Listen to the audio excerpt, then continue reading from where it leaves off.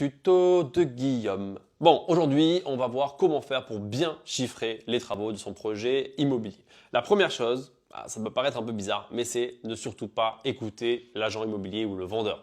L'agent immo ou le vendeur ont des informations qui seront potentiellement contradictoires et surtout ils défendent leur propre paroisse. Aujourd'hui, eux, ils vont vous dire qu'il n'y a rien à faire, qu'il y a 20 000 euros de travaux, que le sol est en bon état. Ça, il ne faut pas l'écouter. Aujourd'hui, quand vous analysez une annonce immobilière, vous n'allez pas vous fier à ce que dit l'agent immo ou le vendeur pour chiffrer vos travaux. Vous allez vous fier aux faits. Potentiellement les photos, potentiellement l'annonce, ce qui est écrit dedans, mais surtout pas les mots de l'agent immobilier en question. Ou alors, il faut pouvoir les traduire et les comprendre. On vous dit que le sol, ça va.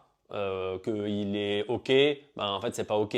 Tout est à, on va dire, amplifier en termes de problématiques entre ce que vous voyez et la réalité. Donc, les photos embellissent toujours et il faut se fier que à la réalité. Deuxième point, c'est avoir une grille de tarifs et de prix par typologie de biens et par typologie de niveau de rénovation. Par exemple, moi j'ai une grille dans laquelle je vais avoir un studio, un T2, un T3, un T4, un T5. Si c'est du rafraîchissement, c'est tant. Si c'est de la rénovation, c'est tant. Et si c'est la création de logement et je crée tout de A à Z, c'est un autre tarif. Et si j'ai ça, c'est-à-dire que je peux arriver en visite avec déjà une ordre de grandeur précis que va me coûter le projet. Et le dernier point, c'est simplement de ne pas essayer de faire rentrer autant des travaux dans un budget que vous auriez sélectionné au préalable. Ça veut dire qu'en fait, il ne faut pas que vous disiez OK, en fait, pour que le projet soit rentable, je dois avoir 100 000 euros de travaux. Et en fait, vous disiez, OK, ça, si je l'enlève, c'est pas grave, etc. Non, il faut faire d'abord son estimation de travaux et de se dire, OK, j'en ai pour 150 000 euros de travaux et de se dire, OK, en fait, c'est quoi l'objectif? L'objectif, c'est d'avoir 100 000.